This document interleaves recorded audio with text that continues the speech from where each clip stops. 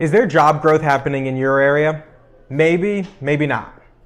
I'm Charles Blaine, and this is Texas Tomorrow. Are you worried about your kid's future? You should be. You're listening to Texas Tomorrow with Charles Blaine. Join Charles as he talks about the people and issues that are affecting you and your family at the local level of government. Most of Texas's success can be attributed to the comparatively low regulatory framework, affordable housing stock, and jobs that the state has been blessed with, which is why a new jobs report indicates that Texas will likely stay on top. New Moody's analytic research found that between 2023 and 2028, there will be meteoric job growth in Texas, but not everywhere. They're projecting double-digit job growth in 34 U.S. cities. Of those 34, the top 12 are in the Lone Star State. So the way they did this was they took an estimate of the 900 largest cities and they projected 5-year job growth. Based on that, they determined that nationally the job growth percentage would be about 3.25%. But Allen, Texas topped the list at about 5 times that. Moody's projects that in that period, Allen will see more than 16% job growth. And it pains me to say this, but North Texas seemingly dominated the list. Plano, Frisco, McKinney, Denton, Flower Mound, and Louisville are all projected to see 15.5% job growth in that period. The top 5 in the list are also in Texas. Sugar Land, Missouri City, the Woodlands, and Conroe, all Houston area cities, are expected to see 16% job growth. And New Braunfels comes in at number 1 with 21%.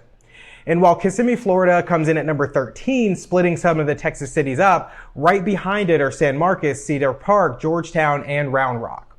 Booms in the oil industry, financial sector, and construction sector led to Texas reaching a total of 14.1 million jobs last year, making 27 months of new employment highs.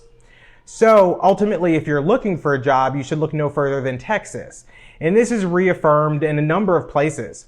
A Wells Fargo report showed that Texas is outpacing other states in GDP and employment growth.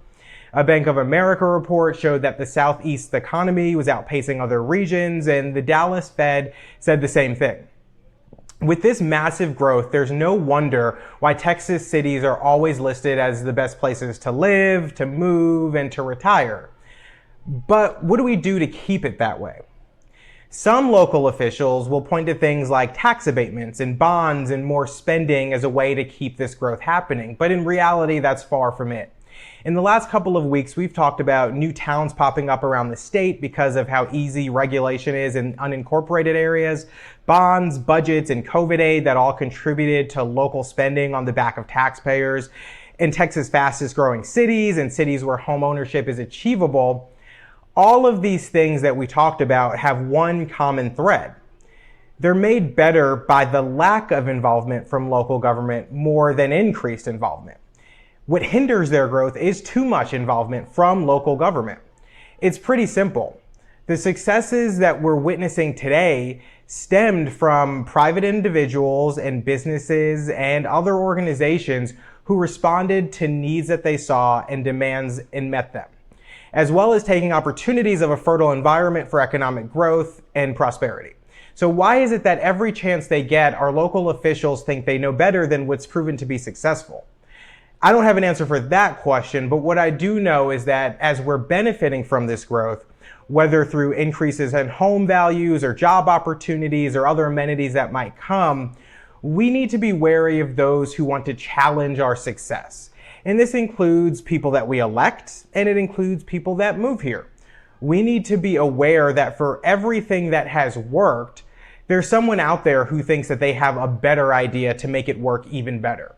But that idea that they have might not always be better. And nowadays, that better idea too often means the use of government to help fix a perceived problem rather than recognizing that it can be the problem itself and get out of the way when it needs to.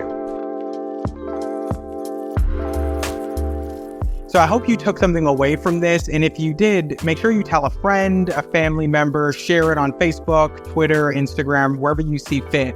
And make sure you tune in for next week's episode of Texas Tomorrow.